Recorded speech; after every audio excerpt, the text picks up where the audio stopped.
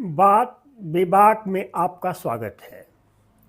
मैं हूं प्रोफेसर देवेंद्र प्रसाद राय।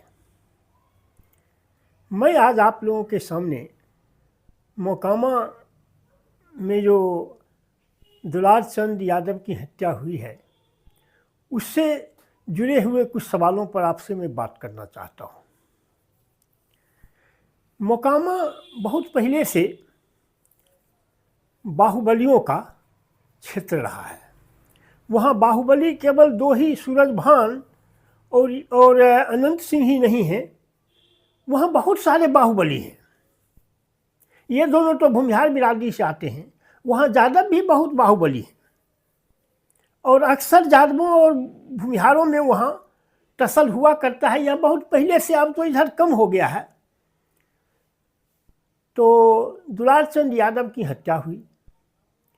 वह पीयूष प्रियदर्शी जो जनसुराज के उम्मीदवार हैं उसके प्रचार में थे। हालांकि जनसुराज ने पल्ला झाड़ लिया है कि वह मेरे दल का सदस्य नहीं था, केवल मेरे दल के उम्मीदवार के समर्थन में आया था।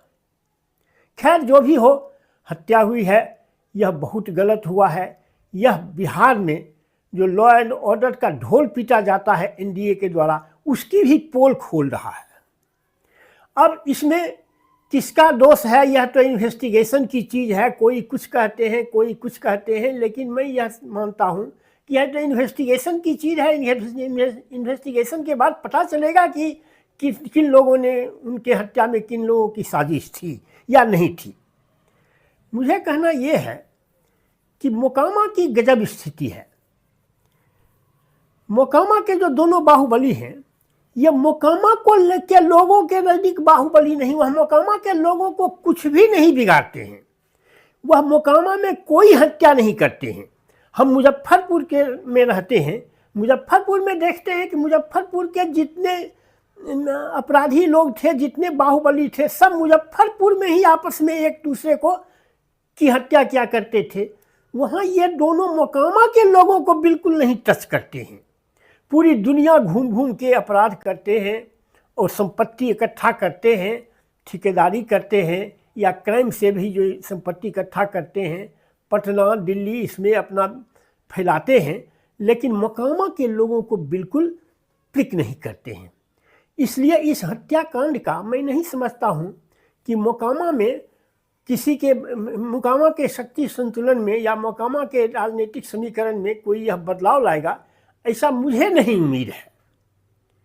लेकिन अब इससे एक सवाल तो पैदा होता ही है कि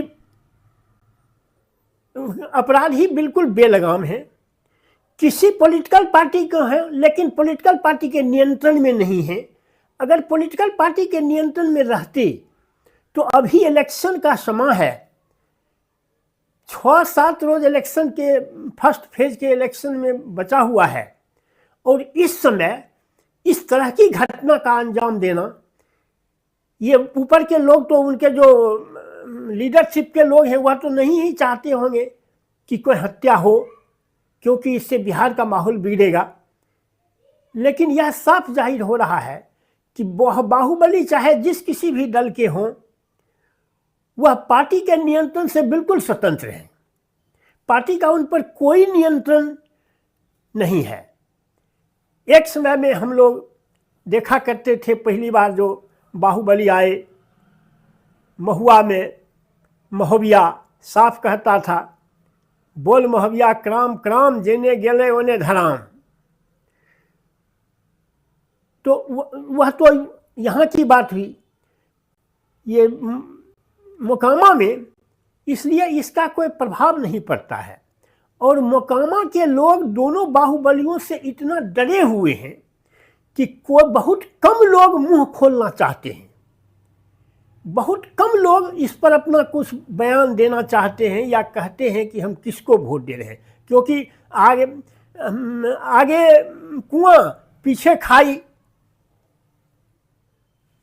दोनों तो क्रिमिनल ही हैं, दोनों तो अपराधी ही हैं, दोनों तो बाहुबली ही हैं। अब आप कहिएगा हम क्यों क्रिमिनल कहते हैं? हम नहीं कहते हैं।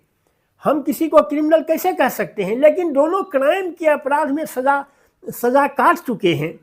जेल जा चुके हैं तो उन्हें अपराधी नहीं कहें तो क्या कहें। बस मेरा इतना ही कहना है कि इससे बिहार के लॉ एंड ऑर्डर को की पोल यह खोल रहा है और यह आगे आने वाले चुनाव में यह शुभ संकेत नहीं है। Thank you very much.